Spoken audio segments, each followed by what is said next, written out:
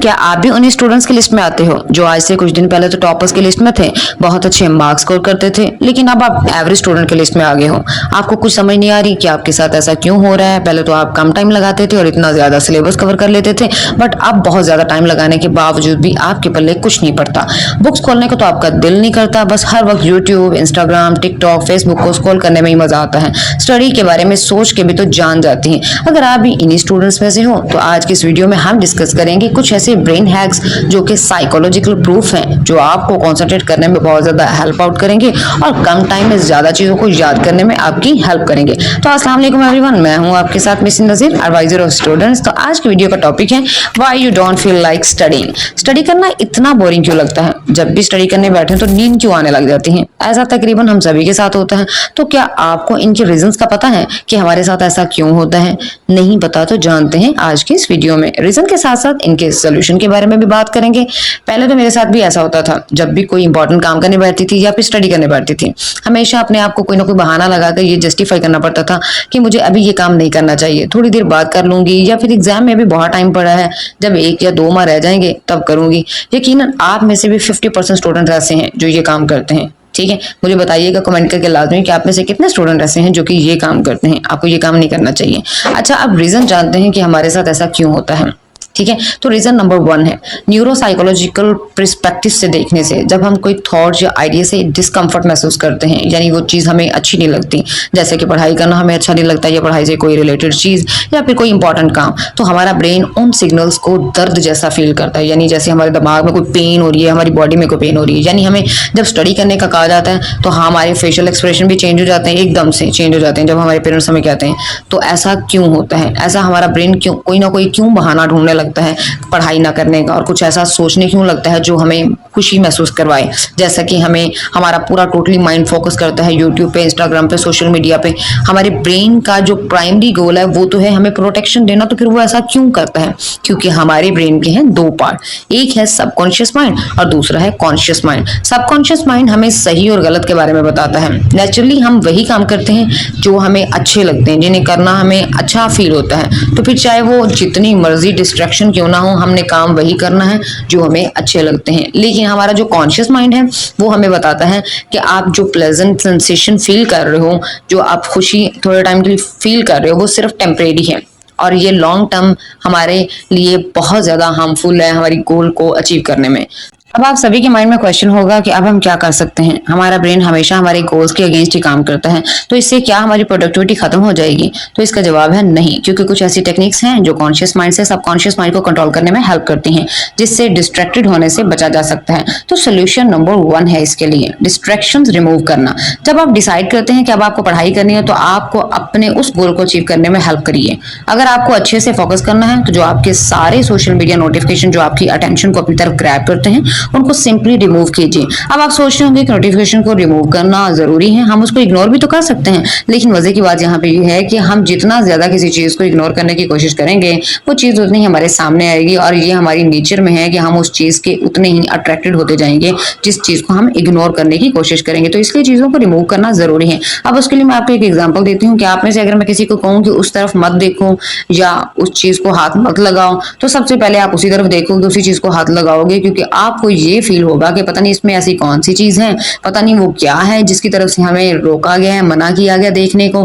For example इसके लिए अगर आप देखें कि अक्सर रोड पे कुछ दीवारों पे लिखा होता है कि यहाँ पे कूड़ा फेंकना मना है, यहाँ पे पान थूकना मना है, लेकिन आपने देखा होगा कि सबसे ज्यादा उसी जगह पर पान थूका जाता है। इसलिए डिस्ट्रैक्शन को इग्नोर करने से बेहतर है कि आप उसको रिमूव कर दें। यानी जिस रूम में बैठ के आप स्टडी कर रहे हैं, उधर से फोन, लैपटॉप या टीवी को उठा के दूसरे रूम में शिफ्ट कर दें और अपने स्टडी रूम में ऐसा एनवायरनमेंट बनाएं जहां पर आपको डिस्ट्रैक्शन बिल्कुल भी फील ना हो।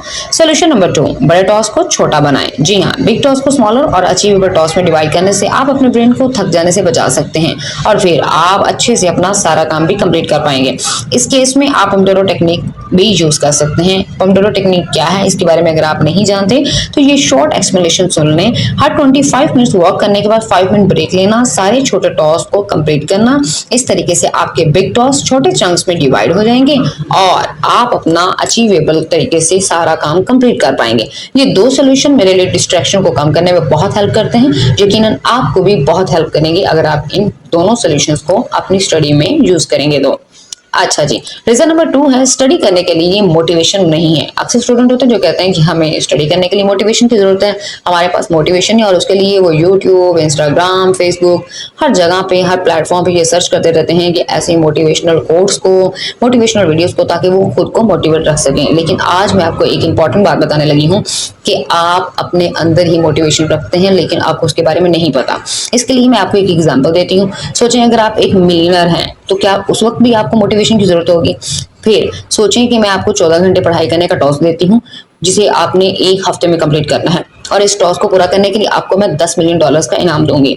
मेरे कुछ ऑफिस के कैमरे आपके घर में लगे होंगे, जिसके जरिए मैं आपको पढ़ाई करते हुए देख सकती हूँ। आपको मोटिवेशन की जरूरत पड़ेगी उस वक्त, तो क्या आप उस वक्त यूट्यूब से मोटिवेशन वीडियो देखेंगे, या इंस्टाग्राम से, या फिर फेसबुक पे कोई ऐसी चीज देखेंगे जिससे आप खुद को मोटिवेट कर पाएंगे? ऐसा नहीं करेंगे। आप अपना टाइम बिल्कुल वेस्ट नहीं करेंगे। आप जितना भी टाइम आपके पास है, आप उतना टाइम हार्ड वर्क करने पे लगाएंगे, ठीक है, और अपने कॉम्पिटिटर को आप पीछे छोड़ देंगे, और अपने ऊपर से सारे डिस्ट्रैक्शंस को खत्म कर देंगे। अब एक और एग्जांपल देती हूँ। सोचिए अगर मैंने आपके घर के किसी फर्द को किडनैप कर लिया है, और आपको ये कहा जाता है कि मैं उसे तब तक नहीं छोड़ूंगी जब तक आप एग्जाम में टॉप नहीं करोगे, तो आप उस वक्त क्या करोगे? उस वक्त भी मोटिवेशन के लिए यूट्यूब से वीडियो सर्च करोगे, उस पर टाइम वेस्ट करोगे? ऐसा नहीं करेंगे आप बिल्कुल भी। आप बस हर वक्त ये सोचकर पढ़ाई करोगे कि आपके टॉप करने से आपकी भाई बहन या फिर आपका कोई भी घर का फर्द छूट सकता है, और फिर आपको $10 मिलियन भी मिल सकते हैं, ठीक है। अब मैं आपसे ये सवाल पूछती हूँ कि इन दोनों सिचुएशन में से कॉमन क्या है? तो इसके लिए मैं आपको बताती हूँ कि नंबर 1 जो इसमें कॉमन है, आप फेल होना तो आपके लिए ऑप्शन नहीं है, क्योंकि अगर आप फेल होगे ना तो आपके घर का वो फर्द जो है, जो मैंने किडनैप किया, ना वो छूटेगा, दूसरा ना तो आपको $10 मिलियन का इनाम मिलेगा। दूसरा इसमें कॉमन क्या है कि आपका एक ही एम है जो आपकी जिंदगी भर का है, यानी जो आप बनना चाहते थे, आपका वो एम है। तीसरा, आप बिना किसी मोटिवेशन के अपने गोल के लिए काम कर रहे हैं, क्योंकि आपको $10 मिलियन भी जीतने हैं, और साथ ही साथ में आपके घर का जो फर्द मैंने किडनैप किया, आपने उसको भी रिलीज करवाना है।